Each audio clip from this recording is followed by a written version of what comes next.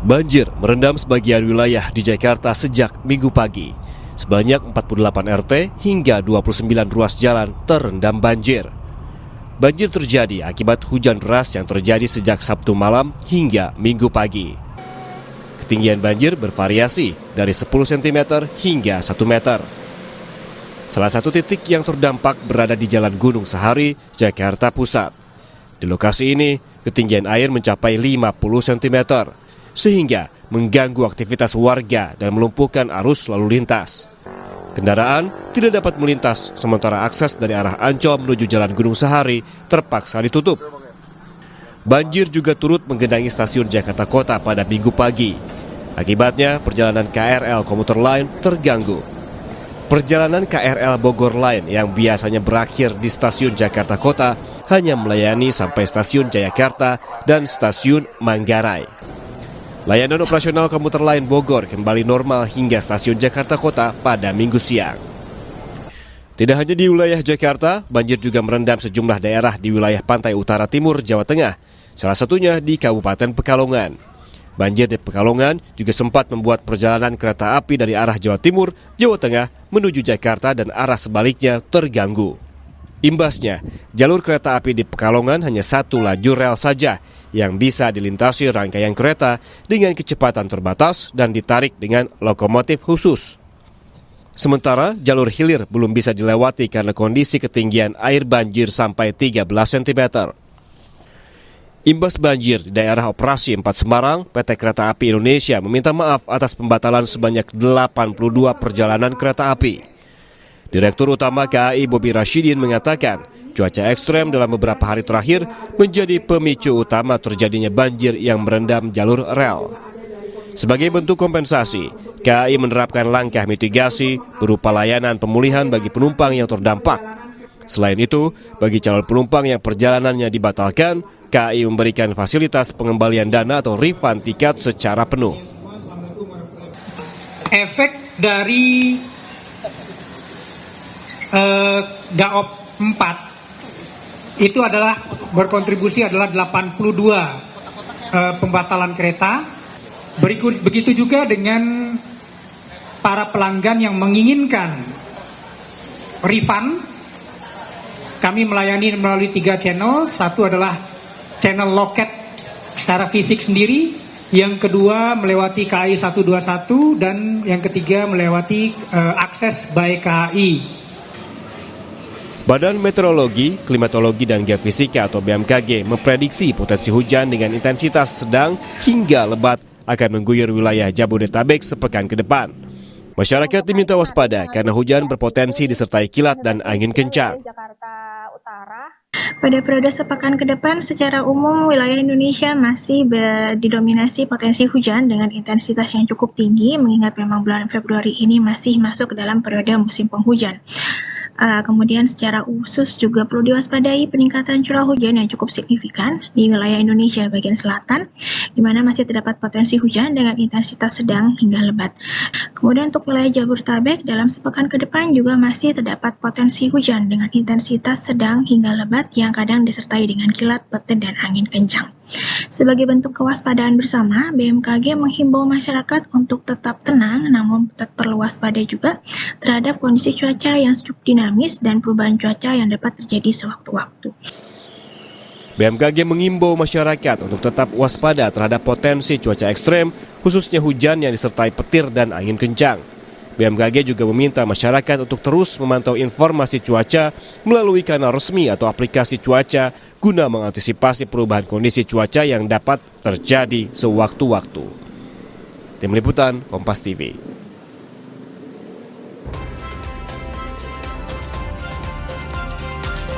Sejumlah daerah di tanah air diterjang banjir akibat curah hujan yang ekstrim. Lantas seperti apa antisipasi dan penanganan banjir? Kita akan bahas bersama dengan Kepala Pusat Data Informasi dan Komunikasi Kebencanaan BNPB, Abdul Muhari. Selamat pagi, Pak Aam. Selamat pagi, Mas Bremana. Ya, Pak Aam, kemarin kita bersama-sama melihat bahwa banjir terjadi di wilayah Jakarta dan juga sekitarnya, kemudian di Jawa Tengah, ada di Pekalongan, Kudus, dan juga Kendal, ada beberapa daerah lain juga di Jawa Barat, terutama di Cirebon. Kalau dari identifikasi BNPB, Pak Aam, mana saja wilayah yang paling parah terdampak banjir? Ya, kami secara khusus menurunkan tim ke beberapa titik di libur panjang akhir minggu kemarin. Kami sendiri mendampingi Kepala BNPB kita melihat ke Jepara, Kudus, Pati, Demak yang sempat terdampak cukup parah akibat banjir dan longsor. Di Jepara itu ada ada 2 desa yang jalannya terputus, kemudian ada beberapa titik banjir yang alhamdulillah sudah mulai surut. Kemudian kemarin itu di Pekalongan dan Jabodetabek secara umum ada di Kabupaten Bekasi, Kabupaten Tangerang, dan di beberapa titik seperti tadi disampaikan di wilayah DKI Jakarta. Ada beberapa hal yang kami lihat. Pertama, untuk Jawa Tengah. Jawa Tengah ini pasca banjir tahun lalu akibat jebol tanggul di beberapa titik, tahun ini itu sudah teratasi. Penguatan tanggul yang dilakukan oleh Kementerian PU itu berdampak sangat signifikan dalam menghindari banjir yang serupa di tahun ini. Adapun banjir tahun ini itu titik yang berbeda akibat pendangkalan Kali Juwana. Nah, pendangkalan Kali Juwana ini yang menjadi atensi kita bersama Kementerian PU untuk segera dilakukan normalisasi dan pendalaman. Ini akan kita lakukan dalam jangka pendek untuk bisa menghindari kejadian serupa di masa depan. Kemudian untuk di wilayah Jabodetabek, ini adalah permasalahan drainase. Jadi ini juga bukan kejadian yang pertama, sudah kejadian berulang. Kami juga akan berkoordinasi dengan pemerintah daerah dan tentu saja Kementerian PUPR agar vitalisasi dan penguatan kembali kapasitas drainase di beberapa titik ini bisa kita optimalkan. Karena untuk Bekasi, Kabupaten Bekasi misalkan, ada beberapa titik peninggian jalan yang di kiri kanannya itu tidak tersedia drainase yang memadai, sehingga genangan ini tidak bisa mengalir dan akan menggenang dalam waktu cukup lama. Nah, hal seperti ini yang perlu kita perhatikan bersama. Tentu saja pemerintah daerah, kami, pemerintah pusat dan pemerintah daerah akan bekerja intensif untuk bisa menghindari genangan-genangan ini terendam cukup lama. Ada beberapa hal yang kita lakukan. Pertama, untuk DKI itu sudah dilakukan operasi modifikasi cuaca. Jadi Pemprov daerah khusus Jakarta dan BMKG, TNI Angkatan Udara itu sudah melakukan modifikasi cuaca. Kemudian BNPB juga sudah melakukan OMC di Jawa Tengah dan sekitarnya. Kita mengerahkan 2 unit pesawat yang saat ini sudah bekerja hampir 18 jam per hari. Yang kita harapkan ini tentu saja bukan solusi jangka panjang ya, ini solusi jangka pendek dulu untuk bisa mengurangi genangan di beberapa titik. Untuk solusi jangka panjangnya tentu saja tadi kita sampaikan bahwa revitalisasi drainase, karena ini riverine flood, urban flood, banjir di perkotaan yang sangat dipengaruhi oleh kapasitas drainase, dan ini akan menjadi atensi kita untuk bisa menyelesaikan ini dalam jangka menengah dan jangka panjang, Mas Bremana. Baik, untuk jangka pendek dan juga jangka panjang sudah disiapkan, kemudian bagaimana dengan warga yang terdampak, Pak? Karena dari data yang kami terima kemarin, gitu paling tidak ada lebih dari 100.000 orang yang terdampak banjir di Pulau Jawa. Apa yang kemudian bisa diantisipasi ataupun diberikan BNPB, terutama untuk bantuan dan juga mungkin pengungsian untuk mereka? Ya, untuk Jawa Tengah dan Jawa Barat, Banten, dan daerah khusus Jakarta, kita sudah langsung meninjau titik-titik pengungsian kemarin dan kita pastikan tentu saja sekali lagi dengan untuk jangka pendek ini untuk fase banjir ini kebutuhan logistik dasar permakanan dan non permakanan warga terdampak itu kita pastikan terpenuhi. Kami sudah berkomitmen dengan pemerintah daerah, baik itu provinsi daerah khusus Jakarta, Jawa Barat untuk Bekasi, dan Banten untuk Tangerang, serta Jawa Tengah untuk Jepara, Pati, Kudus, Pekalongan.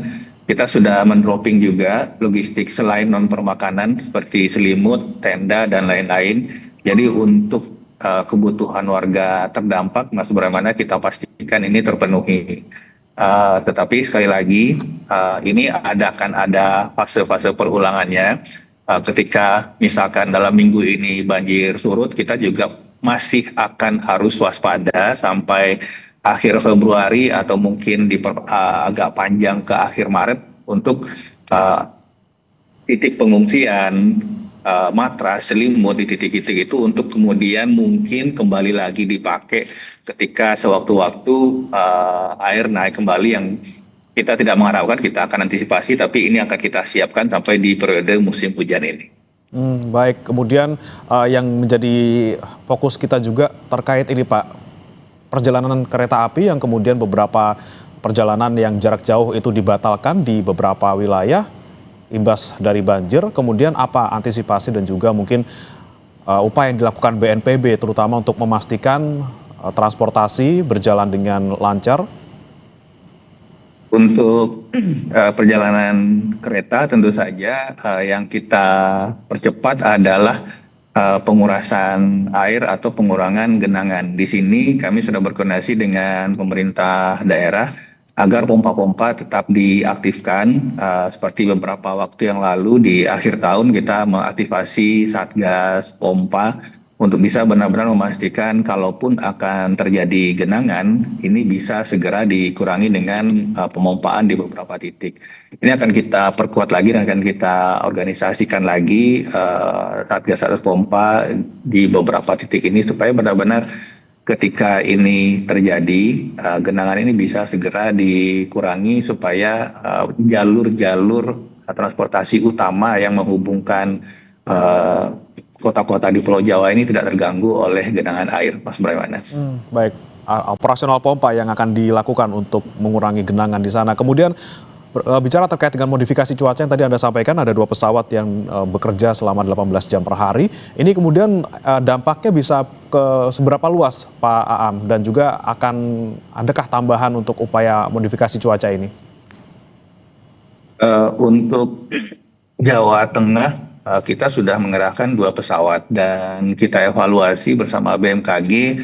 Memang ini dampaknya masih belum maksimal ya, sehingga kita saat ini sedang mengupayakan 2 pesawat ini operasionalnya full dari BNPB dan kita harapkan ada kontribusi pemerintah daerah, dalam hal ini Provinsi Jawa Tengah, untuk kemudian bergabung menambah 1 pesawat lagi supaya nanti paling tidak di seluruh pesisir Jawa, pesisir utara Jawa Tengah ini bisa kita cover dulu. Karena dari hasil citra satelit yang kita lihat dan analisis BMKG, ini awan yang datang di Jawa Tengah ini dari pantai utara atau dari Laut Jawa. Nah, ini memang bentangannya cukup luas sehingga operasional dari 2 pesawat ini meskipun kita sudah kejar 18 jam, itu kita rasa evaluasinya itu belum cukup signifikan, baru sekitar 20 hingga 30% pengurangan intensitas hujannya. Yang kita harapkan tentu saja bisa mencapai 50 hingga 60%. Nah, ini yang masih kita upayakan bersama pemerintah daerah. Kita harapkan dalam 2-3 hari ini 1 pesawat lagi ini bisa operasional. Sedangkan untuk DKI, ini pemerintah Provinsi Daerah Khusus Jakarta, ini sudah mengoperasikan 2 pesawat juga. Dan sejauh ini meskipun hujan tetap turun, tetapi yang dari awalnya itu intensitas lebat, itu bisa berkurang jadi intensitas menengah. Yang awalnya intensitas menengah itu bisa menjadi intensitas ringan. Sejauh ini masih kita lihat cukup mampu untuk mengurangi intensitas hujan. Sekiranya nanti ada rekomendasi dari BMKG ada penambahan pesawat, tentu saja kita akan lakukan, Mas Breman. Nah, baik, dengan prediksi BMKG yang menyebutkan bahwa masih akan terjadi puncak musim hujan paling tidak sampai Maret gitu ya, dan untuk jangka pendek juga masih intensitas hujan sangat tinggi. Apa yang kemudian bisa Anda imbau untuk warga, terutama warga yang tinggal di wilayah-wilayah rawan bencana hidrometeorologi, Pak? Ya, pertama kalau kita berbicara urban flooding, genangan di perkotaan, ini pasti berkaitan langsung dengan kapasitas drainase dan sungai, Mas Bremana. Dan kita tahu biasanya di pintu-pintu air, pemandangan yang selalu kita lihat adalah tumpukan sampah. Nah, kami tentu saja mengimbau ini adalah kerjasama kita semua. dari lapisan masyarakat, kita tentu saja menghimbau jangan membuang sampah ke sungai karena ini akan sangat-sangat berpengaruh dalam mengurangi kapasitas sungai dan juga bisa menyebabkan clogging di titik-titik pintu air. Jadi mari kita jaga sama-sama kebersihan dan kemudian mari kita kuras drainase di sekitar rumah kita. Kita pastikan bahwa saluran-saluran air ini bisa optimal. Kalaupun akan meluap karena intensitas hujan, ini bisa segera turun karena memang kapasitas drainase kita bersih dari sampah, kemudian bersih dari lumpur. Kami tentu saja dari sisi pemicunya kita akan terus mengupayakan operasi modifikasi cuaca dan jika nanti ada saudara-saudara kita yang sempat mengungsi, kita akan penuhi kebutuhannya. Mas Bremana. Oke, selain imbauan untuk warga bisa mencegah dari dini gitu ya dengan tidak membuang sampah sembarangan. Kemudian apa yang kemudian bisa dilakukan BNPB untuk bisa memberikan peringatan dini mungkin kepada warga terutama di tempat-tempat yang rawan banjir agar tentu saja menjaga keselamatan mereka ketika banjir datang, Pak? Ya, kita pertama kita memperkuat koordinasi kita dengan TNI, Polri, Babinsa, Babin-Kaptibmas yang ada di setiap desa kelurahan bahwa ketika ada peringatan atau perkiraan cuaca hujan ekstrim dari BMKG, kami sudah membuat jejaring komunikasi agar teman-teman BPBD di daerah, TNI, Polri, kalau ada hujan dengan intensitas tinggi lebih dari 1 jam, lebih dari 2 jam, maka kita harapkan teman-teman di lapangan ini bisa keluar untuk mengecek kondisi tinggi muka air, Mas Bremana. Memang kita harus berhujan-hujan, kita harus basah untuk memastikan bahwa ketika ada kenaikan tinggi muka air di saluran-saluran air kita itu terpantau lebih awal sehingga jika diperlukan evakuasi masyarakat itu bisa kita lakukan sebelum banjir menggenangi. BNPB sendiri di tahun ini sudah mengeksersis, sudah memasang prototipe sistem peringatan dini banjir di Kota Bekasi, itu tepatnya di jalur pertemuan antara Kali Bekasi dan Kali Cikeas. Ini sudah kita hubungkan secara otomatis dengan sirine di 5 titik dan jejaring komunikasi melalui aplikasi mobile phone yang sudah terhubung dengan para lurah, para babinsa, para kepala desa, dan juga Babin Kaptibmas. Kalau sekiranya ini dengan evaluasi kita nanti akan efektif di musim hujan ini akan kita replikasi di tempat-tempat lain yang memang rawan banjir, Mas Bremana. Baik, itu ya komunikasi bersama dengan perangkat-perangkat yang ada di daerah masing-masing gitu ya Pak ya. Tapi terkait dengan cuaca ekstrim yang terjadi saat ini tidak hanya banjir tentu saja kita antisipasi, tapi juga ada kemudian angin kencang yang sering kemudian membuat pohon tumbang di beberapa wilayah. Kemudian bagaimana koordinasi BNPB bersama dengan pemerintah daerah terutama untuk mencegah kejadian-kejadian akibat angin kencang, Pak? Ya, di bulan November lalu kita mencatat ada 2 korban jiwa di Jakarta ya, di Kemang dan di Pondok Indah akibat mobil yang tertimpa pohon tumbang waktu itu.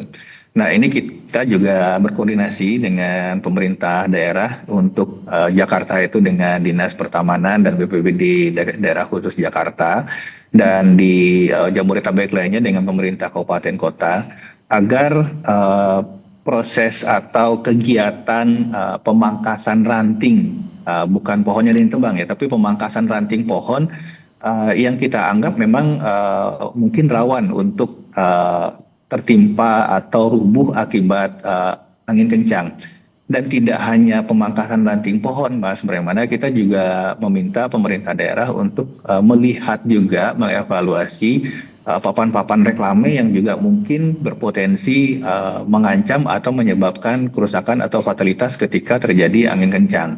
Ini dari sisi mitigasi dari aspek objek yang mungkin bisa menimbulkan fatalitas. Dari sisi masyarakat sendiri, kita mengharapkan sekiranya ada angin kencang, baik itu yang disertai maupun tidak disertai oleh hujan, hindari berlindung di ruangan terbuka atau apakah itu di bawah pohon, apalagi di bawah pohon reklame, di bawah papan reklame. Dan kita harapkan ini juga berlaku untuk warung-warung sementara yang mungkin tidak terlalu kuat untuk menahan angin puting beliung, misalkan kita sering melihat video-video atau bukti visual tempat-tempat usaha mungkin di pinggir jalan, di beberapa tempat yang lain yang tidak terlalu kuat menahan tiupan angin kencang atau terdampak oleh angin puting beliung. Ini juga kita harapkan bisa kita cek bersama, bisa kita evaluasi bersama supaya